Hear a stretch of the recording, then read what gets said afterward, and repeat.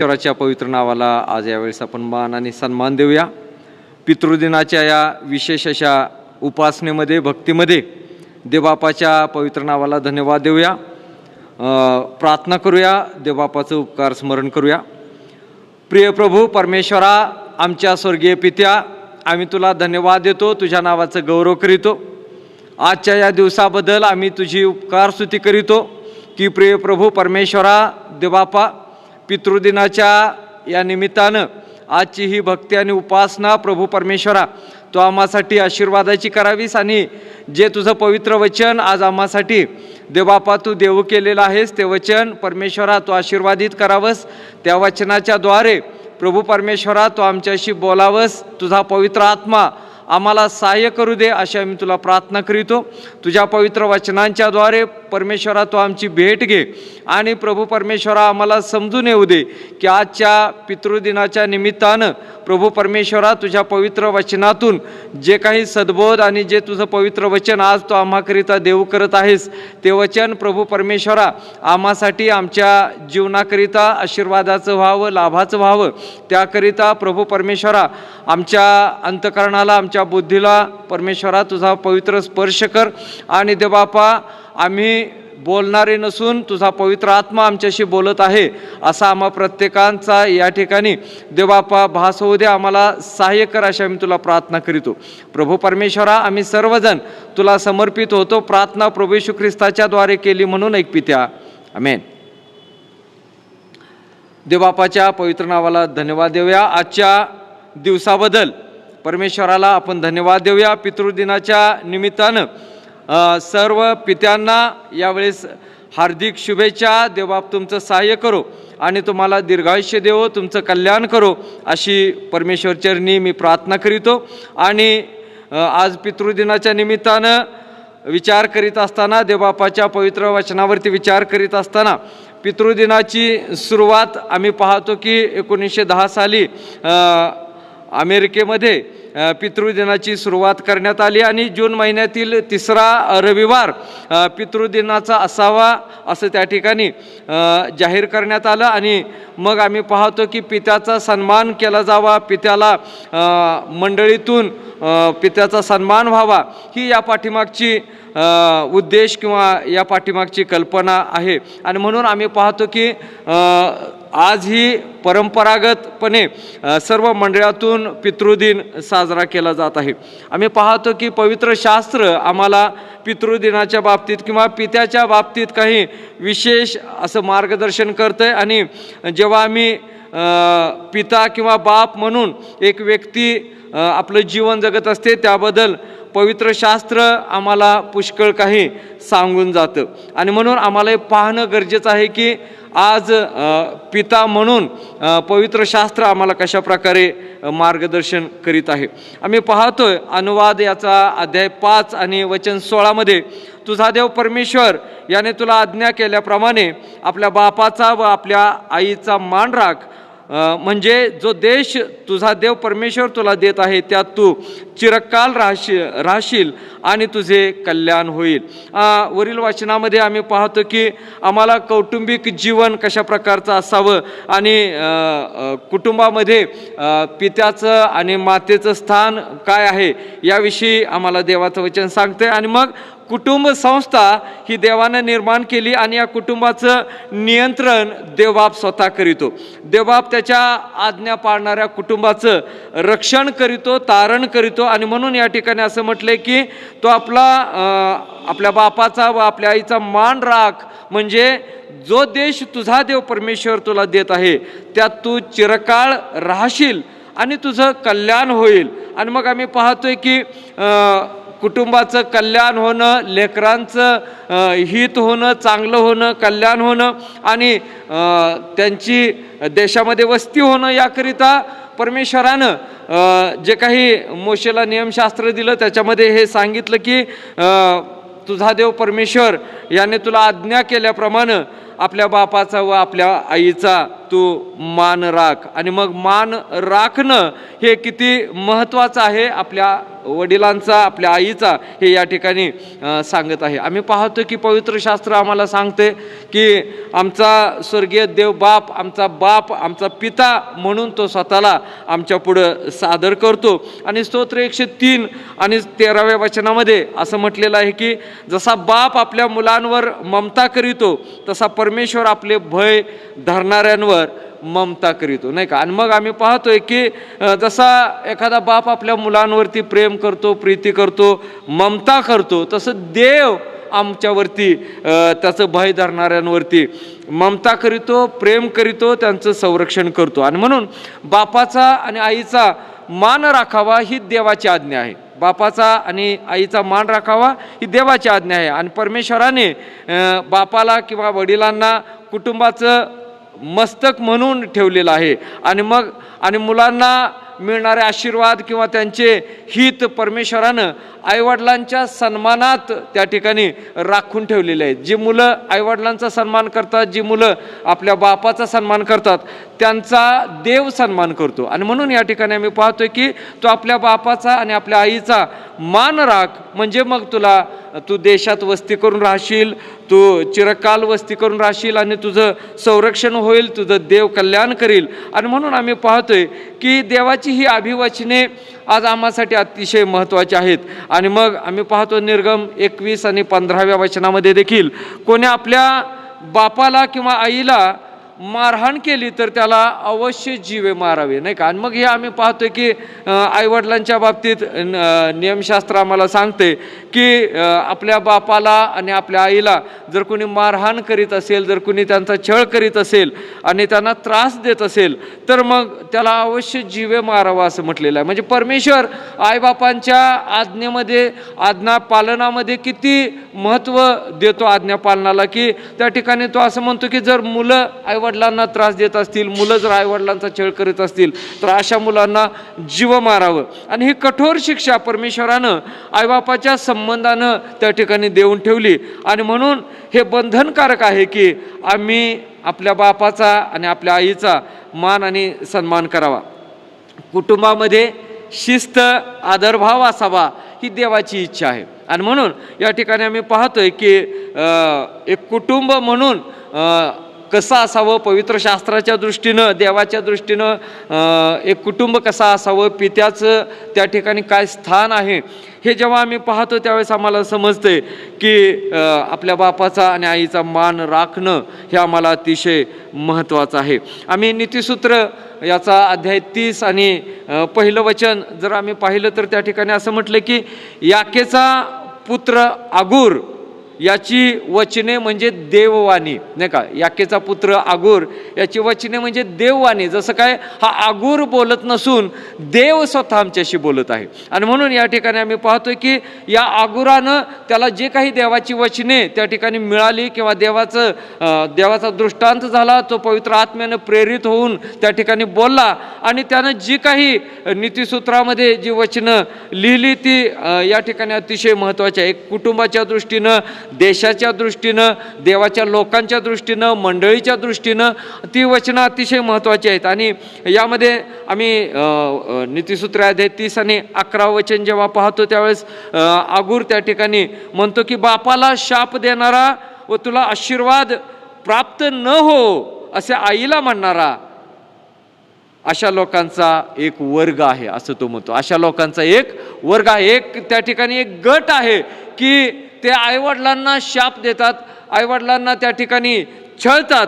आणि म्हणून त्या ठिकाणी तो आगूर म्हणतो की ही देवाची वाणी आहे, की तो म्हणतो की असा एक वर्ग आहे, असा एक गट आहे, असे काही लोक आहेत की ते आपल्या आईबापांचा मान राखत नाहीत आणि ते आपल्या आईबापांना त्या ठिकाणी शिव्याशाप देतात, त्यांचा छळ करतात, त्यांना मारहाण करतात, किंबहुना त्यांच्याकडे दुर्लक्ष करतात. आणि मग आम्ही पाहतोय की या ठिकाणी आगुरानं ही वचने परमेश्वराची देववाणी म्हणून त्या ठिकाणी आमच्या समोर दिलेली आहेत. आणि याच अध्याय नीतिसूत्र अध्याय 30 आणि 17 वचन जेव्हा आम्ही पाहतो त्यावेळेस असं म्हटलेलं आहे की जो डोळा बापाची थट्टा करीतो, आईचे ऐकणे तुच्छ मानितो, त्याला खोऱ्यातले डोमकावळे टोचून बाहेर काढतील. त्याला गिधाडांची पिले खाऊन टाकतील. आम्ही पाहतो की हा देवाचा न्याय आहे. आणि म्हणून तो म्हणतो की जो डोळा आपल्या बापाची थट्टा करीतो आणि जो कोणी मुलगा किंवा मुलगी आपल्या आईचं ऐकणं तुच्छ मानते, त्यांना त्या ठिकाणी असं म्हटले की रानातले खोऱ्यातले डोम कावळे खाऊन टाकतील आणि गिधाडांची पिले त्यांना खाऊन टाकतील असं म्हटलेलं आहे. म्हणजेच त्यांचा नाश होईल.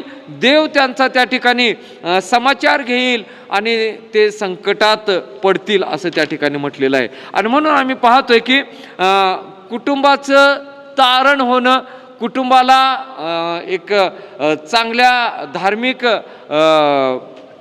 प्रवृत्तीमध्ये वाढविणं, देवाच्या सहवासात वाढविणं हे किती महत्त्वाचं आहे. आणि मग आम्ही पाहतोय की आम्हाला पवित्र शास्त्रामध्ये असे काही लोक, असे काही पिता, असे काही बाप पाहावयास मिळतात की त्यांनी आपल्या कुटुंबाला सांभाळलं, किंबहुना कुटुंबाला योग्य असं मार्गदर्शन केलं. आणि म्हणून त्या ठिकाणी आम्ही पाहतोय की इब्रिलोकाच्या पत्रामध्ये अध्याय 11 आणि 7व्या वचनामध्ये आम्हाला नोहाविषयी त्या ठिकाणी पाहावयास मिळतं. नोहाची आठवण त्या ठिकाणी इब्रिलोकाचा लेखक त्या ठिकाणी आठवण करतो आणि तो म्हणतो की तोपर्यंत जे पाहण्यात आले नव्हते त्याविषयी नोहाला सूचना मिळाली आणि आदरयुक्त भयाने त्याने आपल्या कुटुंबाच्या तारणासाठी विश्वासाने तारू तयार केली.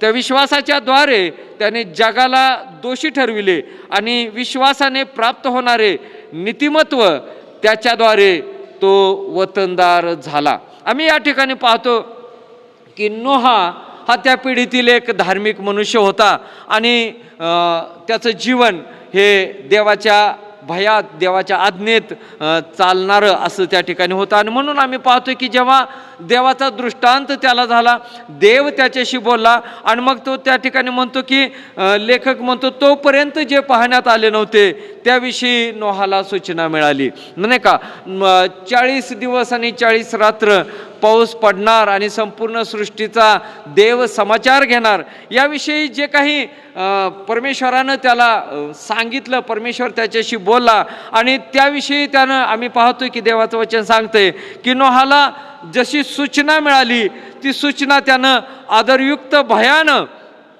त्या सूचनेचं त्या ठिकाणी पालन केलं. आम्ही पाहतोय की एक पिता, देवाचं भय धरणारा पिता, आदरयुक्त भयानं त्या ठिकाणी देवासमोर जाणारा हा नोहा एक आदर्श पिता म्हणून आमच्या समोर येतो. आणि तो त्याच्याविषयी असं म्हटलेलं आहे की आदरयुक्त भयानं त्यानं आपल्या कुटुंबाच्या तारणासाठी विश्वासानं तारू तयार केलं. नाही का, कुटुंबाचं तारण व्हावं, माझी लेकरं त्या ठिकाणी वाचावी आणि माझं कुटुंब वाचविलं जावं, ही त्याच्या संपूर्ण त्या तारू तयार करण्यापाठीमागची आणि देवाच्या इच्छेची त्या ठिकाणी त्यानं सूचना त्यानं मनपूर्वक पाळली. आणि आम्ही पाहतो की देवाची आज्ञा पाळल्यानं त्याला जो आशीर्वाद मिळाला, त्याचं कुटुंब त्या ठिकाणी राखलं गेलं. त्याच्या कुटुंबाच्या द्वारे मग आम्ही पाहतो की परमेश्वरानं पुन्हा सृष्टी भूतलावरती पुन्हा मानवांची त्या ठिकाणी वृद्धी केली आणि त्या ठिकाणी पुन्हा लोक आपलं जीवन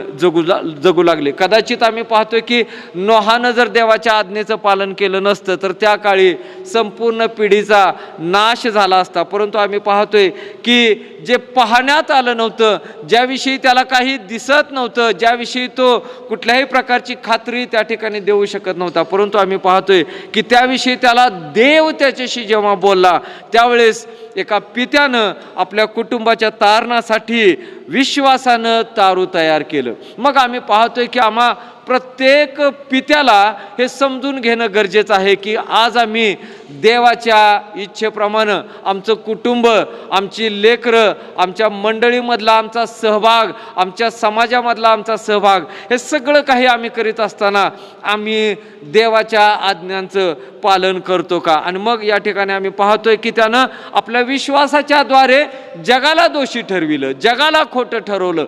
एवढी त्याच्या विश्वासामध्ये मोठं सामर्थ्य होतं की त्या ठिकाणी तो जगाला तोंड देण्या इतपत देवानं त्याला सामर्थ्य दिलं. आणि म्हणून या ठिकाणी आम्ही म्हणतोय की त्याच्याविषयी असं म्हटलंय की आणि विश्वासानं प्राप्त होणारं नीतिमत्व त्याच्याद्वारे तो वतनदार झाला, देवाच्या राज्याचा वतनदार झाला, देवाच्या राज्यात त्याला स्थान मिळालं, देवाच्या आज्ञा पाळणारा, देवाच्या दृष्टीनं धार्मिक, देवाच्या दृष्टीनं योग्य सत्पथानं चालणारा असा हा नोहा आणि त्याचं कुटुंब या ठिकाणी आम्हाला पाहावयास मिळतं. आणि म्हणून आम्ही पाहतो की नोहा एक आदर्श पिता म्हणून आमच्यासमोर एक किस्सा, एक आदर्श होऊ शकतो. आम्ही पाहतोय की नोहाप्रमाणे आम्हाला देवाच्या आज्ञांचं पालन करणं फार गरजेचं आहे.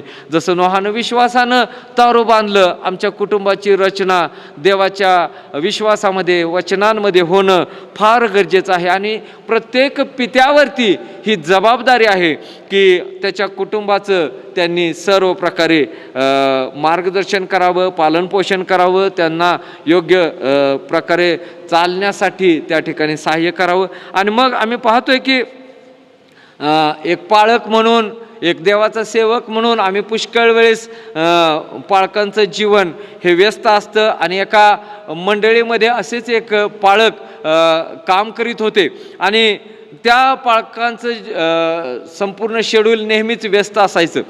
आणि मग आम्ही पाहतोय की काही कामानिमित्त नेहमी बाहेर जावं लागत असे आणि मग त्यांना आपल्या कुटुंबासाठी वेळ देता येत नव्हता. आणि मग असा नेहमी मंडळीत व्यस्त असणारा, वेगवेगळ्या कार्यक्रमांमध्ये व्यस्त असणारा असा हा देवाचा सेवक, परंतु त्यांनी एक वेळ निश्चित केलेली होती की त्यावेळी ते आपल्या कुटुंबाला वेळ देत असत, आपल्या मुलालेकरांसाठी ते वेळ देत असत आणि ती वेळ ते इतर कुणालाही देत नसत. मग आम्ही पाहतोय की कुटुंबाकडे लक्ष देणारा आणि मंडळीची काळजी घेणारा असा हा देवाचा सेवक मंडळीसाठी एक आदर्श किस्सा होऊ शकतो. आणि म्हणून आम्ही पाहतोय की प्रभू येशू ख्रिस्त देखील आम्हाला योग्य मार्गदर्शन करण्यासाठी, आमचं कौटुंबिक जीवन योग्य असण्यासाठी, एक पिता म्हणून आमचं जीवन चांगलं असण्यासाठी या ठिकाणी प्रभू येशू ख्रिस्तानं योहान वर्तमान अध्याय 15 आम्हाला जो आमचा स्वर्गीय बाप आहे, देव जो आमचा पिता आहे, त्याच्याविषयी या ठिकाणी आम्हाला सांगितलं. आणि तो म्हटला की मीच खरा द्राक्षवेल आहे आणि माझा बाप माळी आहे, नाही का, माझा बाप माळी आहे. आणि मग आम्ही बापाचं काम किती महत्त्वपूर्ण आहे, बापाची भूमिका किती महत्त्वपूर्ण आहे, हे प्रत्येक मुलानं, प्रत्येक पत्नीनं किंवा प्रत्येक कुटुंबातील व्यक्तीनं समजून घेणं त्या ठिकाणी गरजेचं आहे. की जसा प्रभू येशू ख्रिस्त म्हटला की मी खरा द्राक्षवेल आहे आणि माझा बाप माळी आहे. जसं माळी एका बागेची त्या ठिकाणी काळजी घेतो, तिथल्या प्रत्येक झाडाची तो काळजी घेतो, त्यांना पाणी देतो, त्यांना साफसूफ करीतो, त्या प्रकारे आम्ही पाहतोय की प्रभू येशू ख्रिस्त देखील म्हटला की माझा बाप माळी आहे. आणि देवाचं प्रत्येक वचन, देवाची प्रत्येक आज्ञा ही आम्हा प्रत्येकांचं जीवन साफसूफ करणारे आहे, प्रत्येकांचं जीवन घडविणारी अशी आहे. आणि म्हणून आम्ही पाहतोय की योहान 15 आणि 2 वचनामध्ये प्रभू येशू ख्रिस्त म्हटला की माझ्यातील फळ न देणारा प्रत्येक फाटा तो काढून टाकतो आणि फळ देणाऱ्या फाट्याला अधिक फळ यावे म्हणून त्या प्रत्येकाला तो साफसूफ करीतो, नाही का. आणि ही बापाची भूमिका आहे. ही माळी म्हणून त्याची भूमिका या ठिकाणी स्पष्ट करतो की फळ देणाऱ्या फाट्याला अधिक फळ यावं म्हणून तो त्या ठिकाणी प्रयत्न करतो. आणि ज्याला फळ येत नाही त्याला त्या ठिकाणी तो फाटा काढून टाकण्याचं देखील काम हा माळी करतो, आमचा स्वर्गीय बाप करतो. म्हणून या ठिकाणी आम्ही पाहतोय की एक बाप म्हणून, एक पिता म्हणून, एक वडील म्हणून जेव्हा आम्ही आमच्या कुटुंबामध्ये आमचं जीवन जगतो त्यावेळेस आम्हाला जशी प्रभू येशू ख्रिस्तानं ही संकल्पना मांडली की मी द्राक्षवेल आहे आणि माझा बाप माळी आहे, आणि तो साफसूफ करणारा, अधिक फळ येण्यासाठी प्रयत्न करणारा, अशा प्रकारचं आमचं देखील जीवन आमच्या लेकरांच्या बाबतीत, आमच्या कुटुंबाच्या बाबतीत असणं फार गरजेचं आहे. आदर्श पिता आपल्या मुलांना योग्य संस्कार देतो. आणि मग शल्मोनानं लिहिलेलं नीतिसूत्र जेव्हा आम्ही वाचतो 4 अध्याय आणि 1 वचन, त्या ठिकाणी असं म्हटलंय की मुलांनो बापाचे शिक्षण ऐका व सुज्ञता समजण्यासाठी त्याकडे लक्ष द्या, नाही का. मुलांनो, बापाचं शिक्षण ऐका. मुलांना ही आज्ञा त्या ठिकाणी नीतिसूत्रामध्ये शलोमोन राजा त्या ठिकाणी सांगतो, करतो, आणि तो म्हणतो की बापाचं शिक्षण ऐका. कधी कधी आम्ही पाहतो की मुलं आपल्या वडिलांचं म्हणणं काय आहे ते नीटपणे ऐकत नाहीत, किंवा आपल्या आईचं त्या ठिकाणी म्हणणं ऐकत नाहीत, आणि मग परिणामतः ते वेगवेगळ्या प्रकारे संकटात गर्तेत पडतात. आणि म्हणून या ठिकाणी असं म्हटलं की मुलांनो, बापाचं शिक्षण ऐका, सुज्ञता समजण्यासाठी त्याकडे लक्ष द्या. आणि नीतिसूत्र अध्याय 6 आणि 20 वचन आम्हाला सांगते की माझ्या मुला, तो आपल्या बापाची आज्ञा पाळ, आपल्या आईची शिस्त सोडू नको, नाही का. आणि म्हणून पवित्र शास्त्र या ठिकाणी पित्याच्या आज्ञेला, पित्याच्या म्हणण्याला या ठिकाणी महत्त्व देतं. त्याच अनुषंगाने आम्ही पाहतो की ही आज्ञा आमच्या स्वर्गीय पित्याबद्दल आहे, देवबापाबद्दल आहे, आणि त्या बापाची शिस्त आम्ही मोडू नये हे देखील या ठिकाणी सांगितलेलं आहे. इर्मयाचा अध्याय 3 आणि 4 वचन या ठिकाणी आम्हाला सांगतंय की माझ्या बापा, माझ्या तारुण्यातील मार्गदर्शक तूच आहेस, नाही का. आणि या ठिकाणी असं म्हटलंय की माझ्या बापा, माझ्या तारुण्यातील मार्गदर्शक तूच आहेस. आणि मग तरुण लेकरांनी हे समजून घेणं गरजेचं आहे की आपल्या पित्याचं मार्गदर्शन घेणं किती महत्त्वाचं आहे. आम्ही पाहतोय की प्रभू येशू ख्रिस्ताचं या जगामध्ये येणं आणि त्याच्या पाठीमागचा उद्देश अनेक वचनांमध्ये स्पष्ट केलेला आहे. परंतु एक वचन लूका वर्तमान अध्याय 1 आणि 17 वचन आम्हाला सांगते की त्या ठिकाणी जे काही भविष्यवाणी झाली, जे काही सांगण्यात आलं येशू ख्रिस्ताच्या येण्याविषयी, ते वचन आज आम्हाला या ठिकाणी सांगते. लूका वर्तमान अध्याय 1 आणि 17 वचन, बापांची अंतःकरणे मुलांकडे व आज्ञाभंजक लोकांना नीतिमान जनांकडे ज्ञानाकडे वळवून प्रभूसाठी सिद्ध प्रजा तयार करावी, म्हणून तो एलियाच्या आत्म्याने व सामर्थ्याने त्याच्या पुढे चालेल, नाही का. आणि मग येशूच्या येण्याचा हा एक उद्देश होता की बापांची अंतःकरणे मुलाकडे आणि आज्ञाभंजक लोकांना नीतिमान जनांच्याकडे, त्यांच्या ज्ञानाकडे वळवून प्रभूसाठी सिद्ध प्रजा तयार करावी. प्रभू येशू ख्रिस्त कुटुंबाच्या बांधणीविषयी या ठिकाणी त्याच्या येण्याकडे त्याचा जो कल होता किंवा त्याचं जे महत्त्व होतं ते या ठिकाणी स्पष्ट होतं. आणि असं म्हटलं की बापांची अंतःकरणे मुलांकडे व आज्ञाभंजक लोकांना नीतिमान जनाच्या ज्ञानाकडे वळवून प्रभूसाठी सिद्ध प्रजा तयार करावी. आणि म्हणून तो त्या ठिकाणी आम्हाला समजते की हे एक येशू ख्रिस्ताच्या येण्यापाठीमागचा उद्देश होतं की विखुरलेली मने, विखुरलेली कुटुंबे या ठिकाणी आज्ञाभंजक लोक, ज्यांना देवाच्या आज्ञेचं भय नाही, असे लोक की ज्यांना धार्मिक लोकांच्याकडे वळवावं, त्यांच्या ज्ञानाकडे वळवावं, त्यांचं ज्ञान त्यांनी पाहावं आणि त्यांना प्रभूसाठी लोक प्रजा म्हणून तयार करावं. हे या ठिकाणी येशूच्या येण्याचा त्याच्या पाठीमागचा हा एक उद्देश लूका वर्तमान अध्याय 1 आणि 17व्या वचनामध्ये आम्हाला पाहावयास मिळतो. त्याचप्रमाणे रोमकरास पत्र अध्याय 8 आणि 14 ते 17 वचनं जेव्हा आम्ही वाचतो त्याच्यामध्ये असं म्हटलंय की कारण जितक्यांना देवाचा आत्मा चालवितो तितके देवाचे पुत्र आहेत. जितक्यांना देवाचा आत्मा चालवितो तितके देवाचे पुत्र आहेत. कारण पुन्हा भीती बाळगावी असा दासपणाचा आत्मा तुम्हाला मिळाला नाही, तर ज्याच्या योगे आपण आबा बापा अशी हाक मारतो असा दत्तकपणाचा आत्मा तुम्हाला मिळाला आहे, नाही का. आम्ही पाहतोय की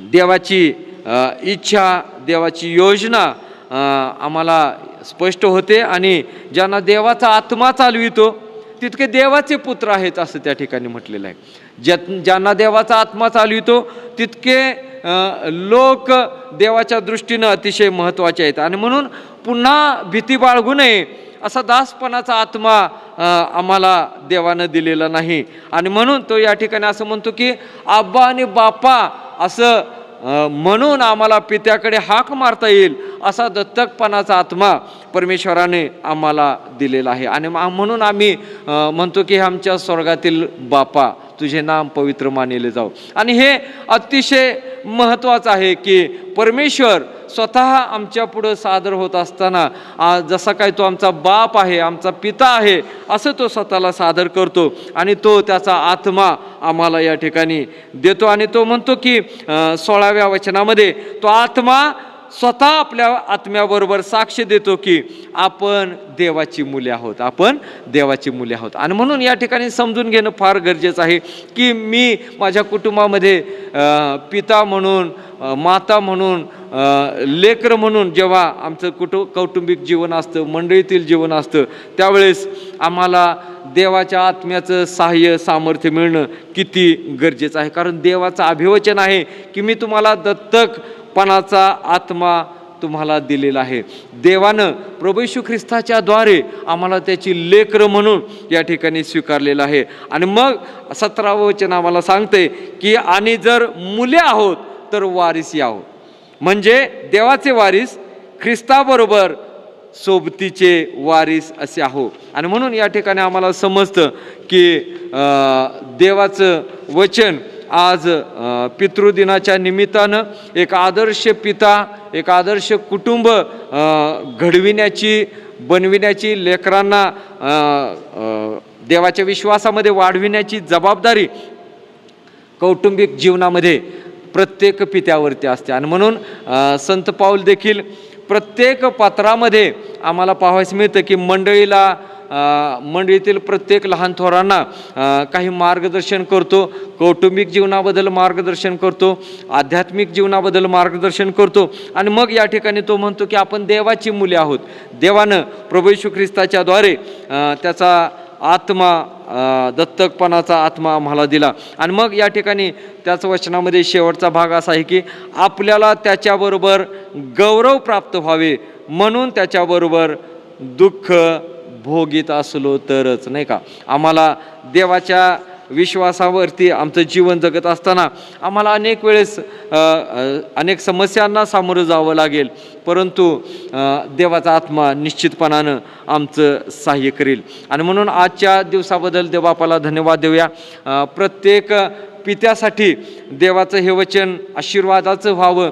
आणि जसं नोहानं विश्वासानं तारू बांधलं, जसं आम्ही पाहतोय की एक विश्वासू पाळक देवाची सेवा करीत असताना तो स्वतःसाठी, मंडळीसाठी आणि कौटुंबिक आपल्या लेकरांच्यासाठी सुद्धा वेळ देण्याचं त्या ठिकाणी निश्चय करतो. आणि त्याप्रमाणे जेव्हा करतो त्यावेळेस त्याला एक आदर्श देवाचा सेवक किंवा एक आदर्श पिता म्हणून त्या ठिकाणी तो स्वतःला सादर करू शकतो. आणि म्हणून या ठिकाणी आम्ही देवबापाला धन्यवाद देऊया की एक आदर्श पिता आपल्या कुटुंबाला योग्य असं संस्कार देऊ शकतो, आपल्या कुटुंबाचं तो रक्षण करू शकतो. त्याची भूमिका कुटुंबासाठी महत्त्वपूर्ण अशी आहे. कुटुंबाशी असलेली त्याची बांधिलकी किंवा कुटुंबाशी असलेलं त्याचं नातं हे किती महत्त्वाचं आहे. आणि म्हणून आम्ही पाहतोय की प्रत्येक पित्यासाठी आजचा दिवस सन्मानाचा आहे, त्यांचा सन्मान करण्याचा आहे.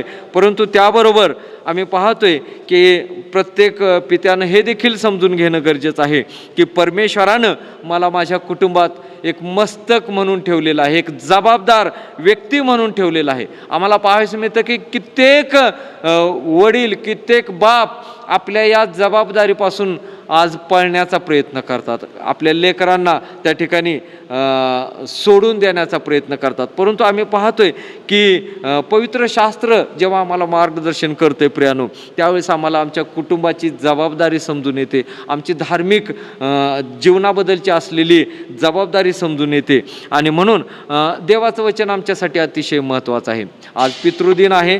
पुन्हा एक वेळेस सर्व पित्यांना, सर्व वडिलांना या दिनाबद्दल हार्दिक शुभेच्छा. देवबाप तुमचं सहाय्य करो, देवबाप तुम्हाला आशीर्वादित करो, तुमचं कुटुंब आशीर्वादित करो, तुमची मंडळी देवबाप आशीर्वादित करो. आणि देवबाप तुमच्या सर्व परिवाराला सदैव त्याच्या आत्म्याच्या प्रेरणेनं चालवो अशी मी परमेश्वराकडे प्रार्थना करतो. देवबापाला धन्यवाद देऊया. शेवटी प्रार्थना करूया. आणि देवबापाचं गौरव करूया. प्रिय प्रभू परमेश्वरा, देवबापा, आम्ही तुला धन्यवाद देतो आजच्या या दिवसाबद्दल, पितृदिनाच्या या विशेष अशा तुझ्या पवित्र वचनातील मार्गदर्शनाबद्दल. प्रभू आम्ही तुला धन्यवाद देतो आणि देवबापा आम्ही तुझ्याकडे प्रार्थितो की प्रत्येक पित्याला, त्यांच्या कुटुंबाला परमेश्वरा तू आशीर्वादित करावंस अशी आम्ही तुला प्रार्थना करतो. आणि देवबापा तुझ्या पवित्र आत्म्याचं सहाय्य सामर्थ्य प्रत्येकाला लाभावं यासाठी तुझ्याकडे प्रार्थितो. प्रभू येशू ख्रिस्ताच्या द्वारे ही प्रार्थना केली म्हणून ऐक पित्या. आमेन.